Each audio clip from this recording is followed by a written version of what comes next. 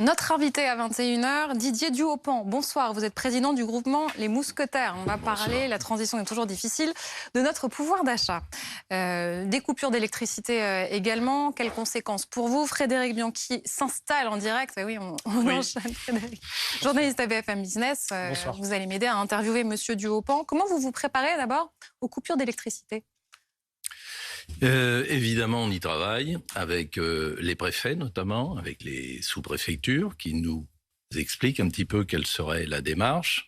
On commence à s'entraîner aussi avec nos personnels parce que fermer un magasin, si tant est que nous devions le faire, c'est assez compliqué. Il faut protéger les produits, il faut mettre au froid, il faut sauvegarder les systèmes d'information, il faut que nos ordinateurs et nos caisses puissent redémarrer quand l'énergie reviendra. Donc on commence à faire toutes ces simulations et à mettre en place. Est-ce que vous allez fermer si vous êtes dans les zones si d'aventure, vous n'êtes pas considéré comme étant prioritaire?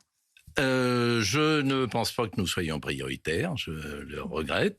Et si d'aventure nous avons des coupures d'électricité, évidemment on sera prévenu veille et avant-veille, et on sera obligé, c'est le plus simple, pour la sécurité de nos consommateurs, pour la sécurité du produit, pour la sécurité des personnels qui y travaillent, pour la sauvegarde aussi de ces systèmes d'information, nous serons dans l'obligation de fermer 1 à 2 heures. Ce sera le matin, c'est-à-dire on ouvrira un petit peu plus tard si cette coupure a lieu, et dans certains, et puis un petit peu plus tôt le soir si ces coupures ont lieu, mais je crois qu'il faut aussi dédramatiser.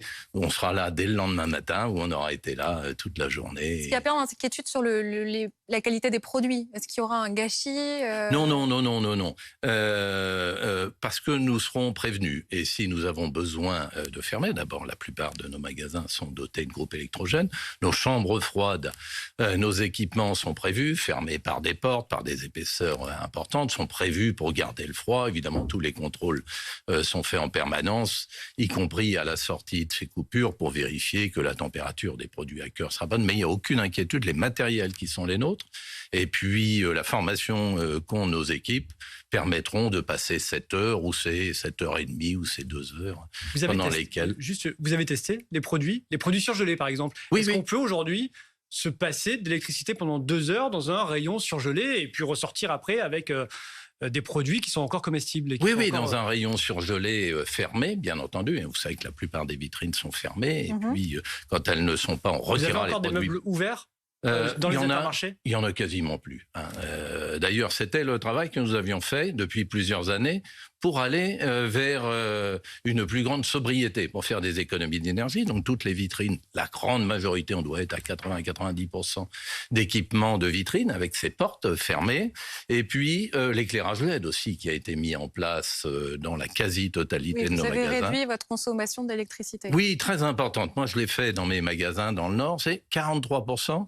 Et j'avais fait les deux en même temps, changement des vitrines et mise en place des LED. 43% à l'époque sur ma consommation d'économie d'énergie qui a été fait. C'est vrai qu'on a plein de questions concrètes. On pense aux yaourts aussi. Est-ce que vous allez pouvoir les conserver? Mis dans nos chambres froides, mis dans les vitrines fermées, contrôlés par les autorités. On a déjà fait ces simulations de prise de température à cœur. On en a encore fait hier. Donc vous avez fait actuellement, vous faites des tests, vous arrêtez les machines, et vous regardez si le yaourt... Absolument, c'est le cas de le dire, on coupe le disjoncteur le matin de bonne heure, par exemple, à 6h pour évidemment pas gêner, et puis on regarde à 6h30 ce qu'il en est, à 7h ce qu'il en est, à 7h30, à 8h. Il faut évidemment que tout reste fermé, et ça fonctionne parfaitement. Il n'y a aucun problème quant à la qualité des produits qui continuent à être en vente. Vous parliez des LED tout à l'heure. Est-ce que vous réfléchissez à davantage réduire votre consommation? Oui, encore. C'est déjà l'entraînement qu'on a fait. Vous savez qu'on a aussi des entrepôts. Vous pouvez aller jusqu'où, en gros? Et on peut aller très loin. C'est pas l'éclairage qui est le plus grand consommateur. Ce sont d'autres matériels. Par exemple, les matériels de cuisson en boulangerie. Quand nous avons des fours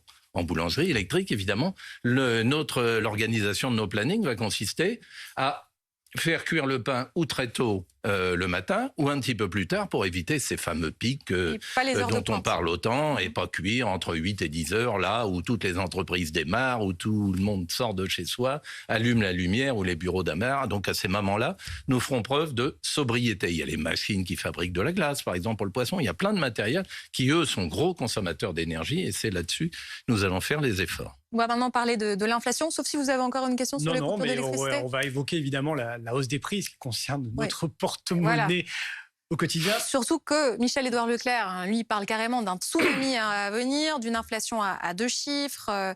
Il dit que ces hausses à 2 chiffres, demandées donc par les fournisseurs, iraient de 10 à 39%. Vous avez les mêmes chiffres que lui. Il dit que le plus important, c'est la nourriture pour les animaux. On peut rappeler quelques chiffres. Là, pour le moment, on est à 12% d'inflation en grande distribution, selon à peu près le consensus des panélistes. 12%, c'est depuis un an. Sauf que les hausses qu'aujourd'hui des marques veulent vous faire passer sont encore plus importantes. On peut donner des exemples. Un grand confiseur bien connu des enfants qui donne des caries aux dents voudrait passer une hausse de 26%. C'est les chiffres qu'on a pu obtenir. Dans le pet food, l'alimentation animale, les croquettes pour chiens et chats, on a eu déjà une forte hausse de 13% depuis le début de l'année. Il y a 2 grands groupes dans ce secteur-là, un Américain et un Suisse, si on n'a pas les cités. L'Américain, ce serait plus 49% d'augmentation pour les croquettes pour chats, pour la nourriture pour les animaux. Le Suisse est un peu moins gourmand, plus 17%. Est-ce que c'est ces prix-là qu'on va voir en janvier dans nos rayons? Non, bien évidemment, puisque notre métier, le principal de notre métier, c'est de nous battre pour être au service des consommateurs, pour leur apporter les prix les plus compétitifs possibles. Et nous allons rentrer, comme tous les ans, en négociation. Vous savez qu'on est le pays au monde. Alors là, je dis vraiment le pays au monde. On a un record absolu de l'environnement législatif le plus complexe. Nous avons des lois, et tous les ans d'ailleurs, une modification, des nouveaux avenants pour essayer de favoriser les industriels dans la négociation et nous empêcher de négocier comme on devrait pour pouvoir défendre le pouvoir d'achat des consommateurs. Mais malgré tout, on se défend très fort. Il y a encore des moyens qui sont à notre disposition. Donc la période de négociation s'est ouverte. Les fournisseurs étaient censés nous envoyer les tarifs jusqu'au 1er décembre. D'ailleurs, on en a reçu à peine 2 tiers. C'est assez étrange. Je suppose que soit les fournisseurs qui ne nous ont pas envoyé n'ont pas prévu de hausse des prix, ça peut être rassurant, soit ils sont encore très inquiets. Et vous dites qu'on a des leviers pour on a des leviers, oui, donc on a un mois pour... De quoi on parle ? Voilà, simplement pour vous décrire le mécanisme. Nous avons un mois pour répondre aux fournisseurs, par écrit bien évidemment, si nous sommes d'accord avec ces hausses des prix ou si nous ne sommes pas. Vous avez bien compris, en évoquant les pourcentages, que nous ne serons pas d'accord avec ces hausses qui, pour certaines, ne sont pas raisonnables et n'ont aucun rapport avec l'inflation des matières premières ou avec les prix de l'énergie, où il s'agit pour des entreprises. Et c'est leur droit le plus strict. Vous pensez à qui? Parce que vous dites en gros qu'il y a des profiteurs de guerre. Écoutez, profiteurs de guerre, le mot est extrême, mais on profite d'un contexte un petit peu confusant pour faire passer des hausses et augmenter la profitabilité. Michel-Édouard Leclerc, les par exemple, la semaine dernière, le groupe Nestlé, pour ne pas le nommer, a annoncé qu'il voulait porter sa marge nette de 17,5 à 18,5 et augmenter le dividende distribuable à destination de ses actionnaires d'au minimum 5% supplémentaires tous les ans.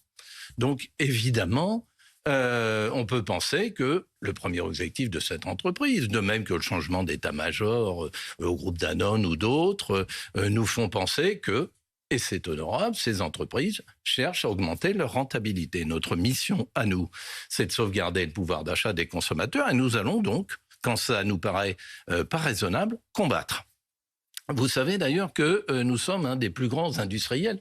En plus de nos intermarchés ou de nos magasins de bricolage, un bricomarché, nous sommes aussi des grands industriels de l'agroalimentaire. Nous avons près de 60 usines en France. Et nous vous sommes connaissez aussi... les réels coûts, les augmentations des coûts d'énergie, des coûts industriels. Nous sommes très diversifiés. On est dans tous les corps de métier.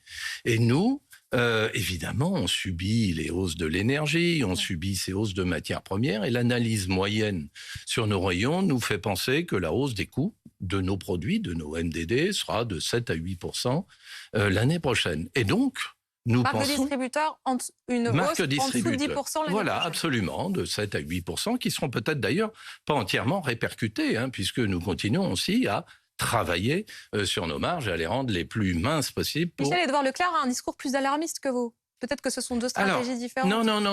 Nous, enfin, je ne sais pas si on dit exactement la même chose. Nous sommes évidemment concurrents sur le terrain. Je dis que sur les MDD, les produits que nous fabriquons, nous connaissons la hausse des coûts industriels et pour nous, elle est entre 7 et 8%. Je suis complètement d'accord avec lui que ces grands industriels qui fabriquent les mêmes produits que nous, avec les mêmes techniques, demandent de 15 à 20% en moyenne. Je pense que là-dedans, il y a un certain nombre de hausses qui sont parfaitement injustifiées, qui ont pour but d'augmenter la profitabilité des entreprises. Et ça, nous les combattrons. Donc, une fois que nous aurons répondu par la négative à nos fournisseurs, que nous ne sommes pas d'accord avec des hausses de 40, vous pouvez dire à Nestlé, moi j'arrête 50%. de distribuer votre marque. Les négociations commencent. Oui. Les négociations commencent pendant 2 mois. Elles vont se terminer le 28 février à minuit, vous le savez. Et pendant cette période, on négocie. Alors, vous pouvez aller jusqu'à sortir des produits, comme le disait Aurélie. Vous avez fait un bras de fer, je crois, avec les eaux Evian, qui sont sortis des rayons Intermarché. Est-ce qu'elles sont revenues d'ailleurs Et qui sont en train de rentrer. Elles sont en train de rentrer. De la même façon, donc, avec d'autres groupes. Il y avait des accords sur le prix. Il y avait des accords. La hausse, à l'époque, demandée était trop importante. Nous avons dit ça n'est pas possible. Nous savons ce que c'est que de mettre de l'eau en bouteille. On a également des sources. Nous savons ce que c'est que le prix du plastique. Nous savons ce que c'est que de transporter. Et cette hausse nous paraît injustifiée. Ça a pris un petit peu de temps. Ça a été un bras de fer. Et nous allons pouvoir remettre les eaux que nous avons évoquées en vente. Il y aura toute la gamme complète. Donc demain, ça pourrait être Coca, Pepsi, pour les fêtes de fin d'année. Friskies, parce qu'on sait que les produits pour animaux augmentent très fortement. Ça pourrait être d'autres produits s'ils ne sont pas dans les 7 à 8% de hausse qui pourraient sortir des rayons Intermarché. C'est toujours une situation mauvaise pour nous. C'est une situation mauvaise vis-à-vis de nos consommateurs. Notre rôle, c'est aussi d'offrir le maximum de choix possible. Et quand on explique à un de nos consommateurs qui est habitué à son produit, qui est fidélisé, qui le trouve bon, qui lui convient bien, qu'il va devoir s'en passer pendant 8 jours, 15 jours, 3 semaines, 1 mois ou parfois plus, il nous dit « vous êtes sympa, mais comment je fais ? Moi, je veux pas autre chose. » Il pourrait aller voir ailleurs aussi. Il peut aller voir ailleurs. Et donc, c'est un sacrifice important que nous faisons de nous priver des produits. Et c'est aussi un sacrifice pour l'industriel qui, pendant ce temps-là, baisse sur ses volumes. Donc, c'est en général... On évite d'aller à ces extrémités, on préfère négocier au maximum, c'est notre rôle en tant qu'entreprise, de négocier tant que nous pouvons et parfois il y a des situations de blocage et parfois en effet il y a quelques produits qui sont retirés de nos rayons, on le déplore mais il faut quand même que nous puissions nous battre pour continuer à avoir les prix les meilleurs et pour pouvoir sauvegarder le pouvoir d'achat des Français. En quoi nos comportements ont-ils déjà changé quand on va faire les courses chez vous ? Qu'est-ce qu'on n'achète plus ? Qu'est-ce qu'on achète moins ? On achète un petit peu différemment. D'abord, on vient un petit peu plus souvent. Curieusement, on vient un petit peu plus souvent et on remplit nettement moins les chariots. Et au cumul des deux, on se rend compte qu'il y a 1 à 2 articles. Vous savez, on a un chariot, c'est 25, 26, 28 produits en moyenne. Il y a plutôt 1 à 2 produits de moins. C'est-à-dire qu'il commence à y avoir une baisse de la consommation en volume. Les consommateurs arbitres disent ça commence à peser grandement sur mon budget et donc nous allons malheureusement, et nous le déplorons, nous priver de ça, ou j'ai encore du stock dans mes placards, je vais attendre un petit peu, peut-être que ça ira mieux demain. Donc il y a un petit réflexe de prudence et il y a un petit peu moins d'articles. Et puis ce qu'on constate également, on parlait tout à l'heure de nos usines, c'est que les consommateurs se détournent d'un certain nombre de marques nationales qu'ils jugent trop chères pour aller vers nos marques distributeurs qui sont de qualité absolument équivalente, qui sont 20 à 30% moins chères et se tournent également vers les produits premier prix parce que un budget alimentaire, quand on a une famille, c'est important et donc il faut faire attention et nous avons un développement très fort de nos marques distributeurs qui sont, je vous dis, des produits faits dans nos usines en France avec des ingrédients français et qui sont de qualité largement équivalente. On a bien compris, mais quels sont les achats qui baissent le plus, enfin, les produits qui sont complètement délaissés? En général, il n'y a pas de hasard, c'est les produits qui malheureusement augmentent le plus ou n'ont pas de bénéfice consommateur. Et on a à déplorer une baisse des achats dans le bio. Parce que le consommateur trouve que le bénéfice supposé de sa consommation en bio ne vaut pas ce prix-là par rapport à des produits de bonne qualité, avec du lait fait par des éleveurs près de chez vous, avec de la viande, etc. Donc, il se détourne du bio, il se détourne évidemment des produits qui ont fortement augmenté. Le poisson, au premier rang, subit des baisses très, très importantes en volume parce que les prix ont augmenté en moyenne de 30%. C'est aussi vrai pour la volaille, c'est aussi vrai un petit peu pour le steak haché, etc. Donc, il y a un certain nombre de produits dont le consommateur se détourne et il se réoriente vers des produits moins chers. Il change ses menus également pour acheter des produits moins chers. Alors, sur le bio, justement, la semaine dernière, il y a eu un grand appel, une lettre ouverte par 3 grandes fédérations de producteurs, d'agriculteurs de bio qui appellent à l'aide de la grande distribution en disant « ne réduisez pas la taille des rayons que vous consacrez au bio aujourd'hui, parce qu'on a besoin de vous pour survivre avec les ventes de produits bio qui baissent. Est-ce que chez Intermarché, vous allez réduire ces rayons, ce qui serait normal vu que les gens en achètent moins? On aurait tendance à mettre davantage de produits moins coûteux que des produits bio. Est-ce qu'aujourd'hui, vous avez entendu cet appel et est-ce que vous allez conserver la taille de ces rayons bio malgré des ventes en berne? Oui, bien sûr, nous avons entendu cet appel. Alors en berne, elles sont en baisse à peu près de 5% dans nos magasins. D'ailleurs, ce qui est curieux à observer, c'est que les circuits spécifiques de la bio, qui ne vendent que des produits bio. Les Biocoop, La Vie Claire. Voilà, comptoir de la bio pour nous, qui ne peuvent pas arbitrer entre des produits bio et d'autres, sont ceux qui subissent la plus grosse désaffection, avec des baisses de 15% dans ces réseaux. Donc, c'est pas une histoire d'arbitrage au sein de nos magasins, c'est que le consommateur trouve en ce moment qu'avec les difficultés qui sont les siennes, les produits bio sont un petit peu hors de portée de son porte-monnaie et il se ressent sur des produits de qualité, sur des produits régionaux, sur des circuits courts, sur des produits lui garantissant une qualité malgré tout et qu'il arbitre là-dessus. Dans nos magasins, j'ai été un peu surpris parce que nos linéaires n'ont pas bougé. On ne change pas comme ça en une nuit nos rayons pour réimplanter et enlever des dizaines de produits. Dans mes magasins, comme dans l'ensemble de notre groupement, nous avons laissé en place le même nombre de références, les mêmes surfaces allouées au bio, mais le consommateur arbitré par lui-même. Et nous ne diminuerons pas ce nombre de références parce que nous pensons que la conversion de l'agriculture au bio, ou en tout cas à une agriculture plus raisonnée, est importante pour l'avenir de la santé des consommateurs et pour évidemment l'avenir de la planète au sens beaucoup plus large. Il n'y a pas de pénurie aujourd'hui. Est-ce qu'il y a des produits toutefois en tension ? Il y a beaucoup de produits en tension pour des raisons à la fois très diverses. Évidemment, le conflit en Ukraine et toutes les conséquences désastreuses que vous avez exposées avant nous.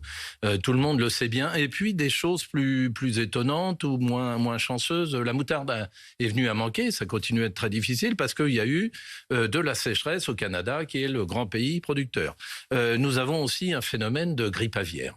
Dans toute l'Europe et particulièrement en France, il a fallu abattre beaucoup de volailles. Et quand il y a plus de poules, il y a moins de poulets, c'est le cas de le dire, il y a moins d'œufs, il y a moins de canards, il y aura moins de foie gras à Noël, il y aura moins de volailles en effet, et ça crée un certain nombre de pénuries. Il y a des pénuries du fait des emballages qui ont beaucoup augmenté. Vous parliez des croquettes et c'est une raison d'ailleurs de l'augmentation pour part. Pas dans les proportions qu'on a évoquées, pour part, c'est les emballages sont difficiles. Oui, mais alors ça, on pourrait y remédier. Approvisionner. On parle des emballages, on parle du verre, mais par exemple pour les croquettes, pourquoi pas aller prendre les croquettes en vrac chez vous ? Il y a la possibilité aussi, dans ce cas-là, évidemment, vous serez d'accord avec moi que ces hausses de 49% ne sont pas justifiées. Bien sûr, on peut le faire. Mais il faut encore que cette marchandise puisse être acheminée chez nous. Et il y a un énorme problème de tension, c'est aussi une des raisons sur la logistique. Il manque en France plusieurs dizaines de milliers de chauffeurs et les industriels ont du mal, d'une part, à s'approvisionner en matières premières, à s'approvisionner en emballage et d'autre part, à réexpédier. Donc, ça ralentit toutes les chaînes. On était habitués à travailler presque en temps réel. Ça ralentit les chaînes d'approvisionnement et ça crée un certain nombre de ruptures. Donc ce sont des problèmes plus de rupture, notamment en fin de semaine. Vous êtes livré, je crois, en début de semaine. Oui, c'est ça. C'est plutôt des ruptures en fin de semaine que des vraies pénuries comme on a connu avec la moutarde ou avec d'autres produits, la farine ou les œufs. Il y a des raisons très diverses, mais qui donnent l'impression, quand parfois on va dans nos magasins, de voir des trous un petit peu partout dans les rayons. On se dit, mais qu'est-ce qui se passe ? N'ont-ils pas travaillé ce matin? Se sont-ils reposés hier? Non, c'est qu'il y a ces petites difficultés d'approvisionnement un peu perlées, comme on dirait, pour d'autres Donc vous nous dites d'aller faire usages. plutôt les courses le lundi, quoi. Voilà, faire les courses le lundi, les rayons sont mieux achalandés que le dimanche matin. Si on y va tous le lundi, ça créera d'autres problèmes. Puisque vous parlez du foie gras et donc de Noël, je voulais aussi qu'on parle des arnaques de Noël. On prolongera la conversation sur les fêtes, mais c'est l'ONG Foodwatch qui sort une étude aujourd'hui, toujours à propos de la shrinkflation, ce phénomène qui consiste à réduire le produit et en même temps à faire augmenter le prix. C'est-à-dire que c'est une sorte d'inflation masquée, Bien sûr, masquée, qui pointe, puisque vous parliez de Nestlé, la bûche signature grand chocolat de Nestlé par exemple, 80% de vide, vendu 17,48 € le kilo chez Auchan. Il y a l'histoire des mincets de saumon fumé à la nette qui atteignent les 60% de vide et qui sont quand même à près de 60 € le kilo. Et autre tromperie, on la voit à l'écran, ce rôti de dinde au mori avec 0,9% de champignons. Vous avez connaissance, vous essayez de détecter les arnaques dans vos rayons ? Bien sûr, bien sûr. Et il y a quelque chose qu'on a mis en place. Personne ne s'en souvient, il y a près de 40 ans. Figurez-vous, et moi j'étais là, j'étais tout jeune, avec les cheveux d'une autre couleur, et on avait inventé quelque chose, parce que ce phénomène existait dans une période d'inflation très forte, celle de la fin des années 70, début des années 80, il y avait les mêmes procédés de shrinkflation, et nous avions mis en place ce que nous appelions les prix au litre et les prix au kilo, qui est l'arme absolue pour lutter contre ces tentatives. Eh bien, au début, ça a été très difficile de l'imposer. D'ailleurs, les industriels ont essayé de nous les faire interdire, en disant « Non, mais qu'est-ce que c'est que ça ? On va pouvoir comparer les produits entre eux. » Évidemment, c'est ça qu'il faut faire. Et il faut pouvoir comparer les prix au litre et les prix au kilo. C'est l'arme absolue. Nous le regardons nous-mêmes, évidemment, au moment des négociations. Quand il y a des produits qui nous paraissent scandaleux, je ne sais pas... La dinde de Bourry, elle est pas chez vous ? Je ne vais pas vous dire que je connais tous les produits par cœur. Mais quand il y a des produits qui nous paraissent déraisonnables, évidemment, on les référence pas. Vous savez qu'il y a des milliers de nouvelles références qui sont en permanence. On peut pas rentrer tous les linéaires sont pas extensibles et on essaye de mettre les meilleurs rapports qualité-prix. Mais la question des prix au litre et au kilo, on les connaît pas en fait. Souvent, on connaît le produit qu'on va acheter, la boîte de Kiri ou autre. Le prix au litre et au kilo, on les connaît pas. Est-ce que vous seriez favorable à une législation qui oblige les marques indiquer en gros sur le packaging ou même dans vos rayons, attention, ce produit qui pesait 25 grammes il y a un mois, on pèse plus que 20 aujourd'hui. Est-ce que vous êtes favorable à une législation Dans nos rayons, ils sont indiqués sur chacune des étiquettes, qu'elles soient en papier ou électroniques. Oui, mais pas quand ça baisse. On ne dit pas attention, moins 5% cette semaine sur le poids du fromage. Eh bien, parfois, nous entamons un certain nombre de combats. D'ailleurs, vous évoquiez tout à l'heure sur certaines eaux minérales qui augmentaient de 22%. Eh bien, ça, on l'a affiché dans les rayons, en disant nous ne le faisons pas parce que ça prend 22% et quand ça sera revenu à des proportions raisonnables, on la mettra à votre disposition. Oui, donc on lutte contre ça et il faut absolument regarder les prix au litre et au kilo et comparer entre les différents produits pour voir si en effet le fait qu'il y ait une dosette de moins dans un paquet, s'il y a 10 grammes de moins, c'est bien raisonnable et quel est devenu le prix au litre et au kilo. Et on pourrait en effet, en cas de dérapage, moi j'y suis tout à fait favorable, annoncer l'ancien prix au litre ou au kilo et le nouveau pour que les consommateurs puissent en avoir la connaissance et savoir qui abuse. Est-ce que les Français vont fêter Noël ? Vous devez déjà plus ou moins le savoir. Oui, bien sûr. Les Français vont fêter Noël, vont le fêter différemment sans doute. On sent que les achats qui sont souvent de précaution ou aussi favorisés par nos programmes promotionnels se font assez tôt. On voit bien que les jouets sont en train de s'acheter un petit peu plus tard. On voit bien que les chocolats de Noël sont en train de s'acheter un peu plus tard, mais les consommateurs nous disent et nous demandent, puisqu'ils nous connaissent, vous savez qu'on est des commerçants de proximité, mais vous en aurez quand même le 24 ou le 23, il y aura encore ce qu'il faut, évidemment. Ah oui. Il y aura ce qu'il faut. On va tout acheter au dernier moment, quoi. On va acheter un petit peu plus au dernier moment que les autres années. On va peut-être, en effet, se détourner d'un certain nombre de produits de marque, je vous l'avais dit, et puis on va peut-être changer ses menus quand les produits sont devenus plus difficilement abordables. On fera peut-être de la truite au lieu du saumon à Noël, on changera peut-être la composition du plateau de fruits de mer, évidemment. Il y a des produits qui vont fortement augmenter. On entend beaucoup parler du foie gras. Oui, le foie gras, je vous l'expliquais, c'est la grippe. Alors, il y a l'augmentation de l'aliment pour les canards et il y a la grippe aviaire. Donc, il y a beaucoup moins de canards. On va être de quelle heure ? 40% par rapport à l'année dernière ? Non, je pense que ça va être entre 25 et 30% suivant les produits. On pourrait vite déchanter après Noël avec le risque d'une récession. On pourrait déchanter et en effet, on a raison de s'inquiéter. Noël se passera bien parce que c'est toujours une parenthèse enchantée dans les familles et pour tous les Français, mais les parenthèses, elles se referment. Et en janvier, il y aura la vérité et il risque, si les grands industriels ne viennent pas à la négociation, d'avoir une vague d'inflation très importante. Mais je vous promets que nous allons nous battre au maximum pour l'éviter. Merci beaucoup, messieurs, d'avoir été avec nous ce soir. Merci à vous. Vous êtes sur le départ, vous quittez bientôt. Oui. Je commence à avoir un âge, puisque je vous avais expliqué ce qui se passait il y a 40 ans. L'âge de mettre un terme à mon mandat et de mettre en place mon successeur. Merci à tous les deux.